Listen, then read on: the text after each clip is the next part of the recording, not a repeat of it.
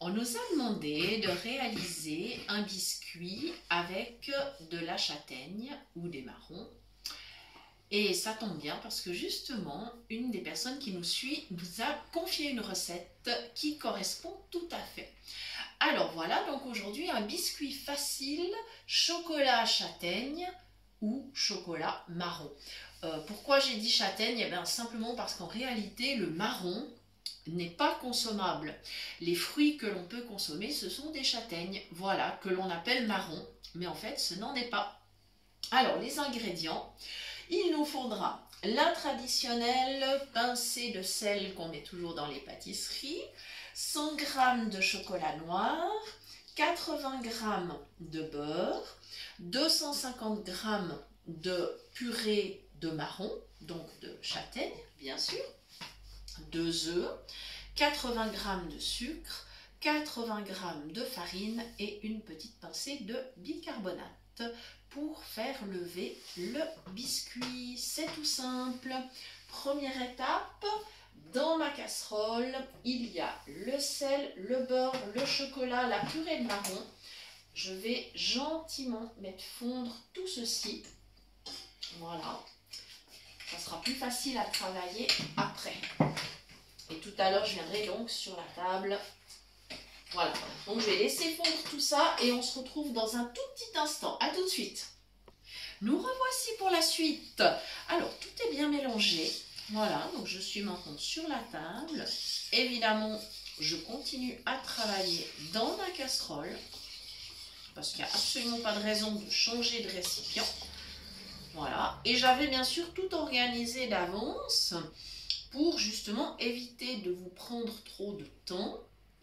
Je vais donc ajouter maintenant le sucre. Voilà, on n'en met pas beaucoup parce que la purée de châtaigne, elle en contient déjà. La châtaigne est déjà de toute façon à la base un fruit qui est passablement sucré. Alors évidemment, on ne rajoute pas trop de sucre. Vous aurez remarqué qu'on ne met pas beaucoup de farine non plus dans ce gâteau. Alors évidemment, moi j'ai pris une farine de riz, bien évidemment, puisque je fais un gâteau sans gluten. Mais si vous n'avez pas ce souci-là, eh bien vous pouvez prendre une farine tout à fait traditionnelle. Voilà. Alors je vous avertis juste, c'est quand même un gâteau qui rassasie bien, hein.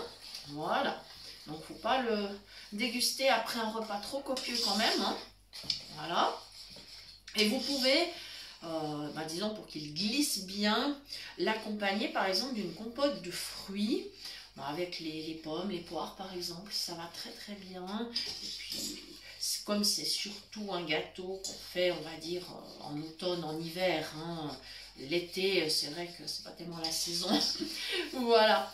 Après, rien ne vous empêche, hein, si vous avez quand même des réserves de purée de marron à la maison, il n'y a pas de souci, mais...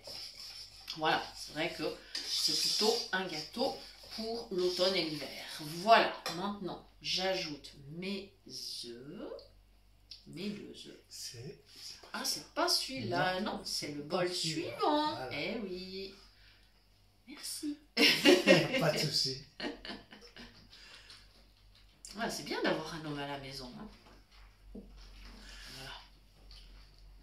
Comme ceci. Maintenant, je les empile comme ça. Je sais que ceux-là sont vides. Voilà. Tout simplement. Et je continue à tourner, à tourner. Voilà. Je veux évidemment que ça soit bien mélangé. Voilà. Comme ceci. Le fait de faire chauffer un peu au départ, c'est vrai que ça facilite grandement la suite des opérations. Voilà, voilà.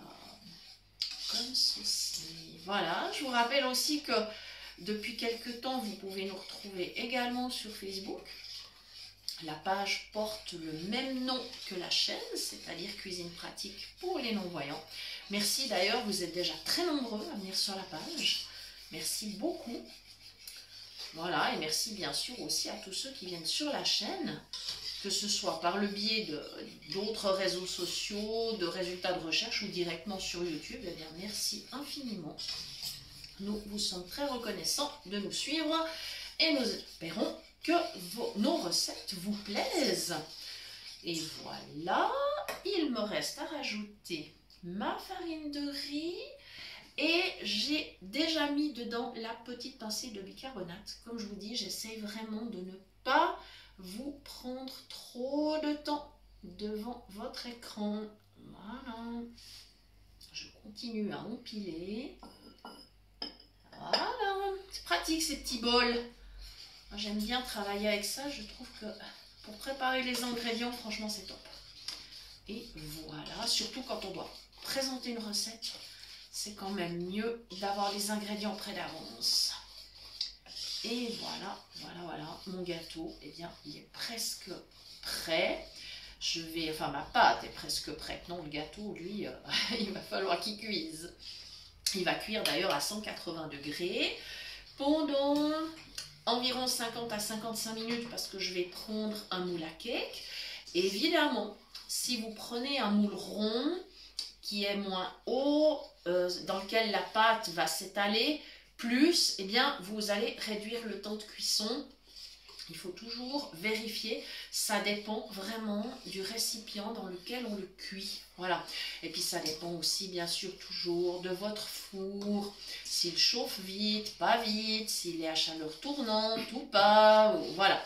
Ça dépend de tellement de choses que le temps de cuisson, il est vraiment indicatif. Il faut toujours contrôler. Hein. Voilà. Et je vous rappelle bien sûr que vous pouvez toujours nous écrire à notre adresse mail cuisinepratique@mail.ch pour toute demande de recette ou si vous souhaitez recevoir les liens des prochaines vidéos. Et voilà, on va enfourner le gâteau et vous aurez le résultat dans la miniature de présentation. Voilà les amis, merci de nous avoir suivis. Je vous souhaite une belle journée. Un bon appétit et je vous dis à très bientôt pour de nouvelles idées cuisine. Merci!